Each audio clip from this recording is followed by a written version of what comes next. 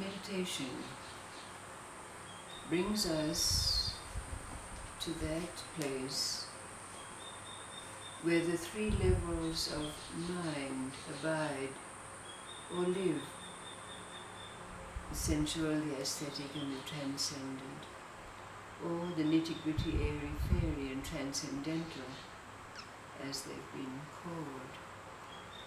But gathering together like this, we have an opportunity to play in that field, with the possibility that we can come to understand and know what that place is. Recognizable as somewhere that can be attained through means, meditation, concentration, and so forth, but in which we then abide in our daily life at a certain point. To that end, there are two stories. One story comes out of this wonderful place where Buddhism arose out of Hinduism, where the great sages like Naropa, Shantideva, Shankara were abroad in life telling their stories. Their stories were a merging of the old Hindu and the new Buddhist thinking. So they're rich in the myths, the goddesses and gods, the dakinis of the Hindu heritage. And the other story is a Zen story. Now we know that Buddhism arose out of Hinduism, and then it moved up to Tibet and became Tibetan Buddhism and created the wonderful saints like Milarepa, Ashoka. And then it moved on to China to become Chan, and then to Japan to become Zen. The first story, out of that rich period when there were dakinis and gods abounding, was a story of a man called Kantalipa. Now Kantalipa, like his father and his grandfather before him, was a rag picker. Kantalipa had never known contentment, nor even a full belly, because his life had been lived, taking the pieces of the garments of others and cutting from them those parts that were retrievable and sewing them together again. But one day, Kantalipa, after working on a piece for many hours, pricked himself with his needle. So he bled profusely over that which he'd been working on for hours. And it was a breaking point for him. He started to wail like a banshee. He jumped up from his work, and in his pathos, he ran off and found himself in a cemetery, a cremation field.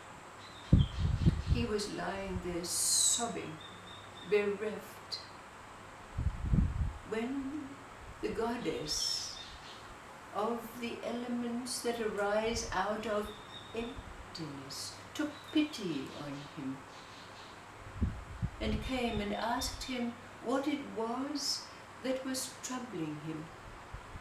And he revealed his whole life to her. She was filled with compassion for him. She said, "Oh, it seems that you've been on this wheel of births and deaths for countless eons, and there is no end to it. But it could be, if you were willing to practice a sadhana. Tell me what I need to do and I'll do it, said Kantalipa. So the goddess, filled with compassion for him, gave Kantalipa an initiation and empowerment and some teachings. So Kantalipa tried his best to concentrate on what it was that this blessed Guru had given him. But try as he might, his mind always came back to his work. But the goddess saw his dilemma and again came to him and said, bring the 3 levels of mind, the sensual, the aesthetic, and the transcendent levels together. See your piece of rag as emptiness. See your needle as compassion as you bring the pieces of rag together. And allow yourself to serve all sentient beings. Kantalipa found that he could do this without effort, and very soon he became himself a great teacher, and he lived for many, many years serving mankind with the wisdom that arose from this unification. The second story, the Zen story, is about a samurai lord. Samurai lord called Lord Yagyu. Lord Yagyu, as well as being a great swordsman, teacher, master, was also a practitioner of Zen. One day, Lord Yagyu decided that he would go out into his garden to convene, to smell the cherry blossoms that were abounding at that time. And he took with him a young boy, a young samurai trainee, who carried his meditation cushion for him. Now when Lord Yagyu went out amongst the cherry blossom trees and placed his meditation cushion on the ground, he handed his sword to the young page, who stood aside waiting for him. And Lord Yagyu went into a state of meditation. But while the young page was standing by, holding Lord Yagyu's sword, he had a thought that arose in his mind. Oh, my lord at this time is very vulnerable.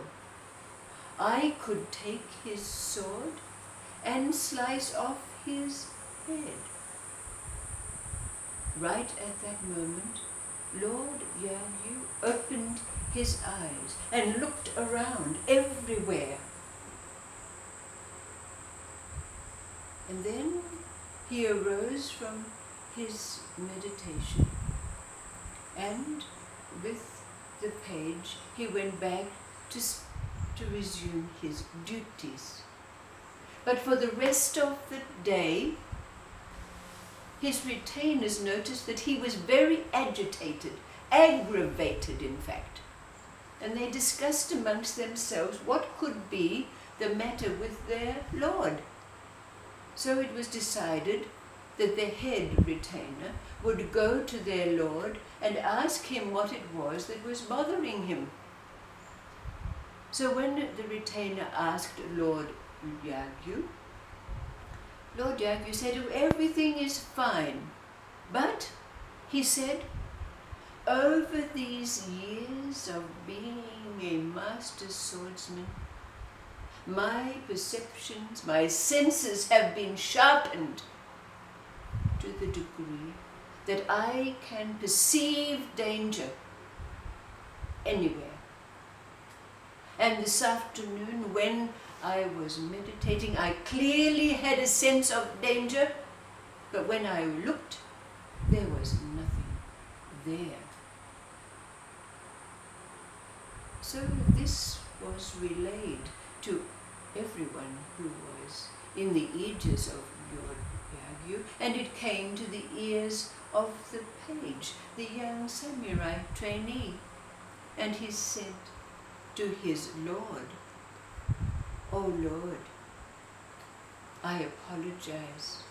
When I was holding your sword, I had the thought of how vulnerable you were and that how I could slice your head with your sword. Please forgive me." Now Lord Yagyu did not scold the boy. He merely said to him, "Oh, I'm very glad to hear that my apperception was not incorrect."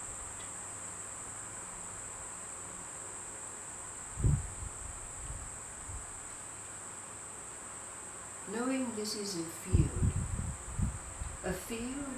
in which these three levels of mind are playing now,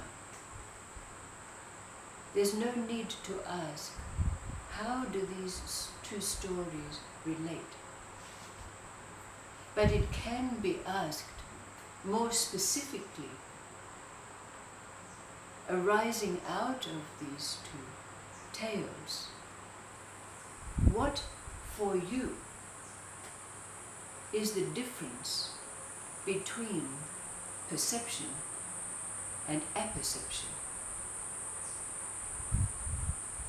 Now this might be what seems to be a question related to semantics, but having experienced these stories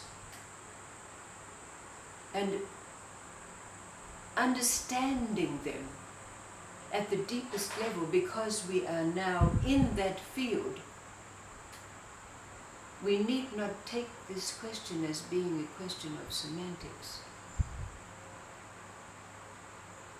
because we understand what they mean at a deeper level.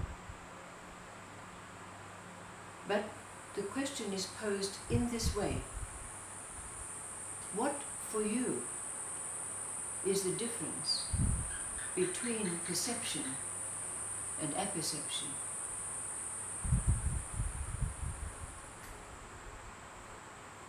Recognizing that perception is a direct experience in the moment of our senses, and apperception is the bringing together of that perception with the sum total of who and what we are in terms of our experience.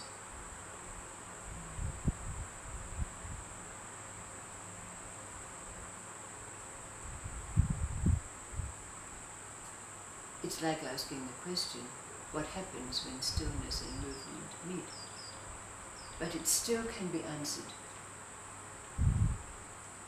And in so doing, we come closer to being able to understand what it is that this state, this place is, where the three levels of mind unite and are in fact transcended, so that we're living in a state of transcendence. Not oneness, One is that third level of mind.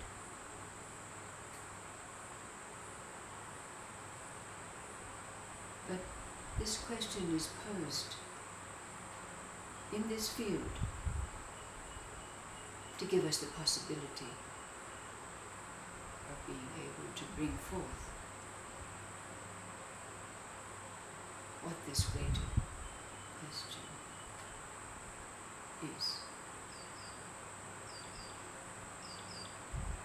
What is the difference between direct perception and apperception, the bringing together of the sum total of our experiential knowledge and the direct perception of the moment?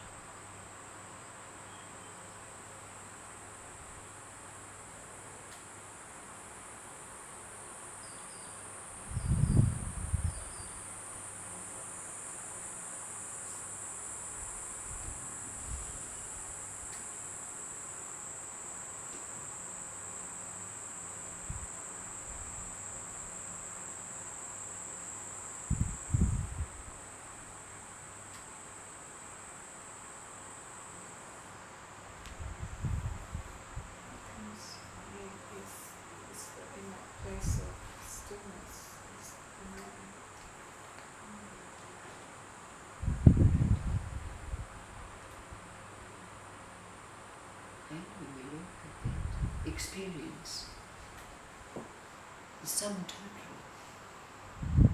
It's not just this lifetime, is it? It's not just. And recognizing that one of those levels of mind called transcendence is that level of oneness. That oneness gives us carte blanche of all other knowledge. Isn't it so?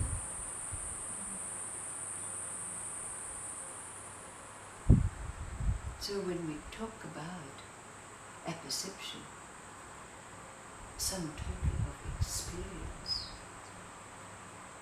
is it just an individual experience?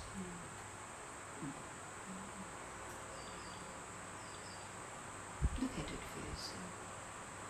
What arises out of you now? What comes out of your mouth now? Something you read in a book?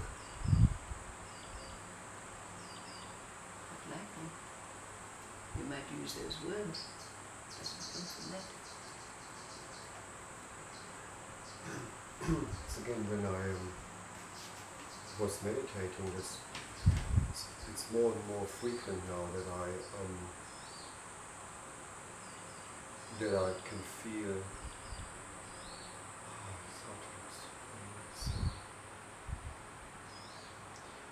It's just like the feeling of losing myself in it. Again, like the form and formless, or the personal, the impersonal, the particular and the whole. It's just like I feel there's a threshold, and I'm aware of the threshold. Yeah. And sometimes I can feel resistance to that, to let go into that. Yes. Oh. Like cantilever. Look at your piece of rag like it's emptiness, and ply your needle with compassion. What is this needle? These senses, isn't it? The direct being, there, instrument, mind.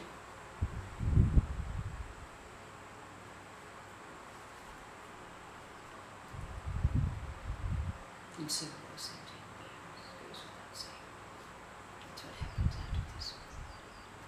When the story was, when the sword was mentioned, I thought of the mind or reason straight away. It's just like, because it's cutting things, and it's actually distinguishing. It's what the mind's doing, or the thinking is doing. Right. It's discernment, and Yes. the needle probably, they're both cutting instruments. Right. So the symbolism is very clear for us. So So there you put the two stories together. It was effortless, wasn't it? And that's how it is for us, isn't it? Effortless.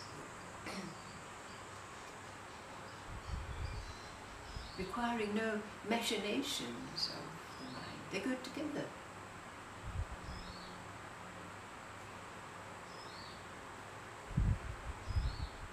Cooking with gas.